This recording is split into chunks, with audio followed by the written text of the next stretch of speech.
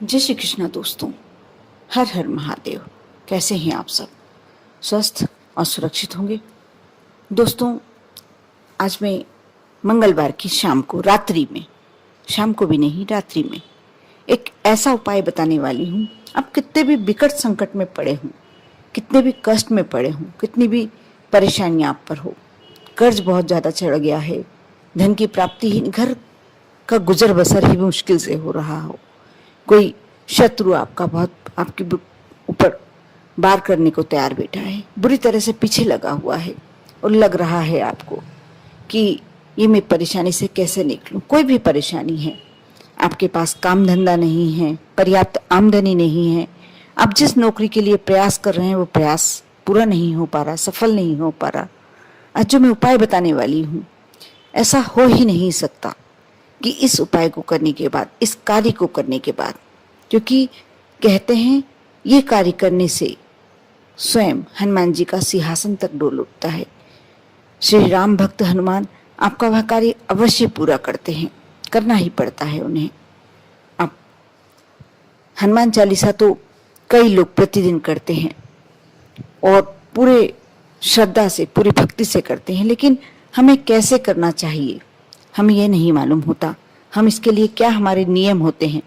सबसे पहले तो हनुमान जी की पूजन के लिए सबसे पहला नियम होता है, मैं आगे आगे बताती जाऊंगी और क्या नियम होना चाहिए, लेकिन सबसे पहला नियम होता है पवित्रता, शुद्धता।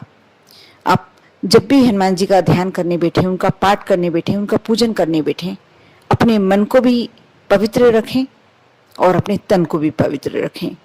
मन को पवित्र आप ऐसे रख सकते हैं कि आप किसी का बुरा करने के लिए ये पाठ नहीं करें या मन में कोई भावना भी नहीं रखें। आप कोशिश करें कि आप जब तक पूजन कर रहे हैं आपके मन में कोई भी बुरा भाव किसी के प्रति ना आए, क्योंकि यदि आपके मन में कोई किसी के प्रति बुरा भाव आता है, किसी के प्रति द्वेष आता है, आपका कार्य सिद्ध होने में शायद टाइम लग सकता है, समय लग सकता है।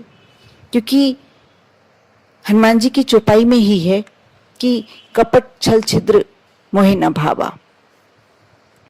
हनुमान जी उन्हीं लोगों पे अपनी कृपा बरसाते हैं जिनका मन साफ हो, और कम से कम उस समय आप बिल्कुल अपने मन को शुद्ध कर लें। जब आप हनुमान जी की पूजन करें, अपनी कोई मनोकामना से, अपनी कोई इच्छा से, अपनी परेशानी को समाप्त करने के, अपनी समस्या को दूर करने के लिए हनुमान जी का आह्वान कर रहे हैं, उनकी पूजन कर रहे हैं, उनको अपने समक्ष धारण कर रहे हैं, तब आप अपने आप को, ये तो हुआ मन से शुद्धता की बात, और तन से शुद्धता की बात। आप जब इस कार्य को करने बैठेंगे, यदि स्नान करते हैं तो सर्वश्रेष्ठ, नहीं कर पाते हैं कोई बात नहीं, हाथ पैर तो धो सकते हैं, हाथ पैर धो के स्वच्छ वस्त्र धारण करें।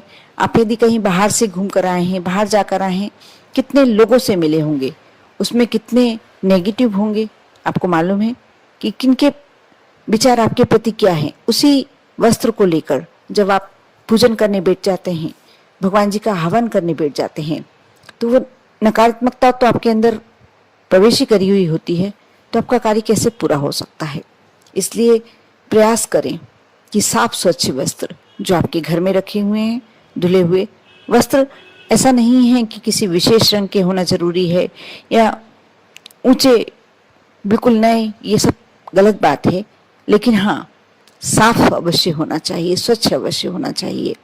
आप एक आसन बिछाएं, वह भी स्वच्छ होना चाहिए।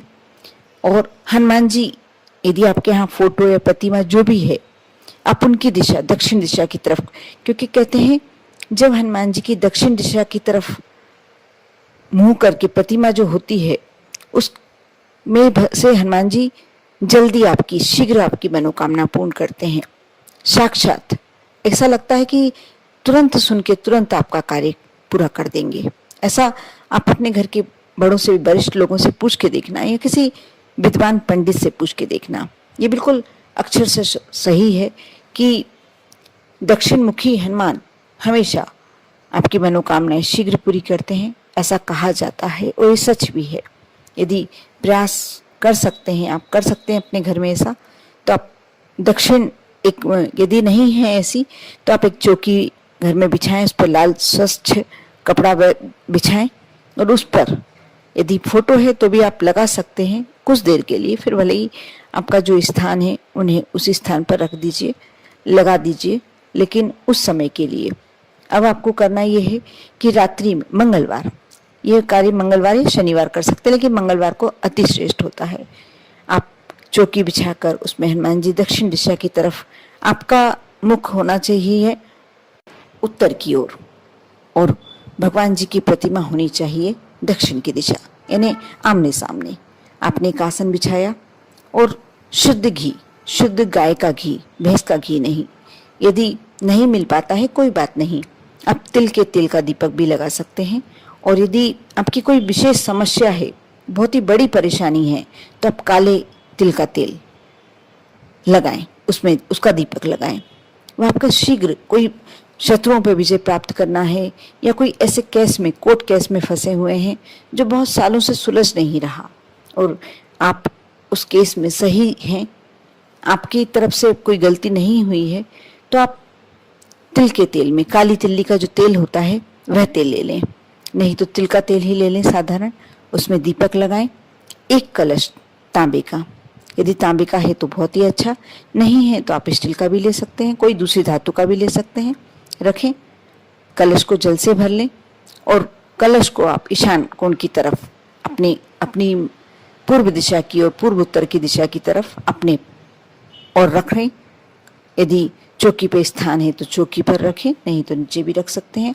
उसमें एक सिक्का, सिक्का कोई सा भी हो सकता है, सिक्का डाल दें और एक लौंग, जिसमें फूल बहुत जरूरी है, बिना फूल की लौंग खंडित कहलाती है, आप डाल दें और उसे किसी बर्तन से ढक दें। अभी नहीं ढकना है, पहले आपने सब कार्य कर लिया, दीपक प्रज्वलित कर लिया 9 बजे।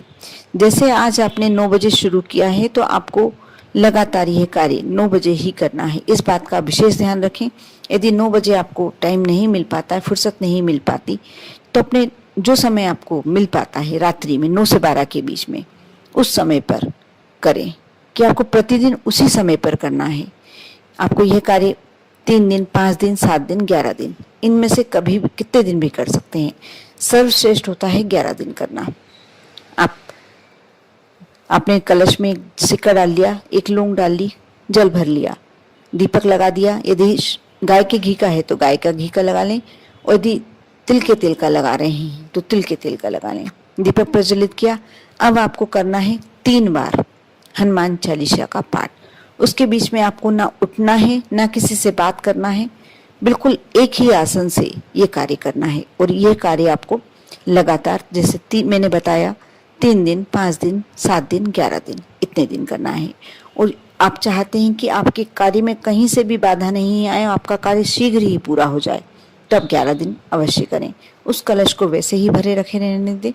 उठा के आप दूसरे स्थान पर रख सकते हैं, और हनुमान जी की प्रतिमा या फोटो जो भी आपने रखी है, चौकी रखी है, आप रोज उन्हें उठाकर दूसरी जगह पर रख सकते हैं, यदि जगह की कोई प्रॉब्लम हो तो। और नहीं तो फिर 11 दिन लगातार आप वहाँ पाठ करें। जब आपका 11 दिन का पाठ हो जाता है, उसके बाद आप सिक्का और जो लौंग है वह निकाल लें, और उस जल का थोड़ा सा जल ले लें, आचमन कर लें। आपको किसी से कोई कार्य करने के लिए विशेष बात करने जाना है, तब आप उस जल को पी के जाएं और हाथ में लौंग और सिक्का रख के ले जाएं। आप जिस भी कार्य के लिए प्रयासरत हैं, आपको लग रहा है कि उस कार्य में सफलता के लिए किया है, यदि आपने किसी नौकरी के लिए किया है, तो आप उस सिक्के को और उस लौंग को हाथ में रख कर ले जाएं और जल पी कर जाएं।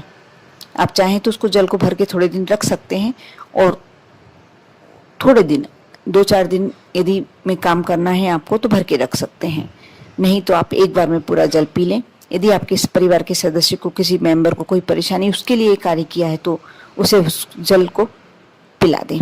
थोड़ा सा अपने घर में छिड़काव कर दें उस जल का। आप देखेंगे आपकी कितनी भी बड़ी समस्या है, कितनी भी बड़ी परेशानी है, इन 11 दिनों के बाद आपके साथ वह परेशानी नहीं रहेगी। लेकिन उस बात का आपको अवश्य ध्यान रखना है कि वह सिक्का और लौंग आपको, जब तक आपका काम नहीं हो जाता, कार्य नहीं हो जाता, उस सिक्के और लौंग को आपको रखना है।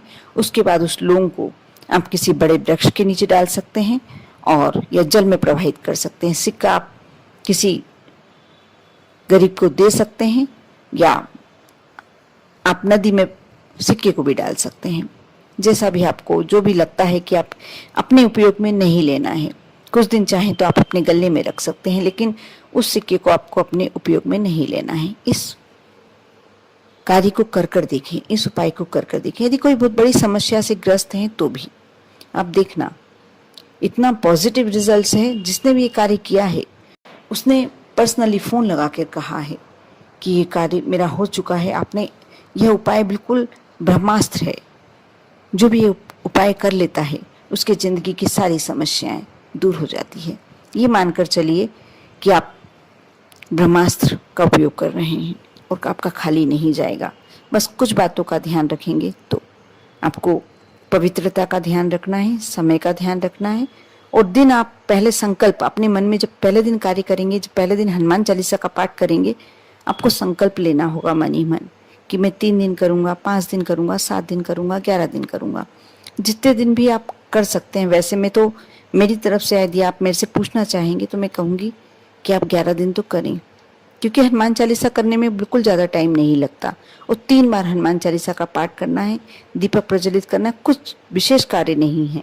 लेकिन एक बार आप यदि कार्य कर लेते हैं तो आप अवश्य, यदि आपका कोई रिश्तेदार पड़ोसी परेशानी में, तो आप उसे भी अवश्य बताएंगे किस उपाय को करके देखो।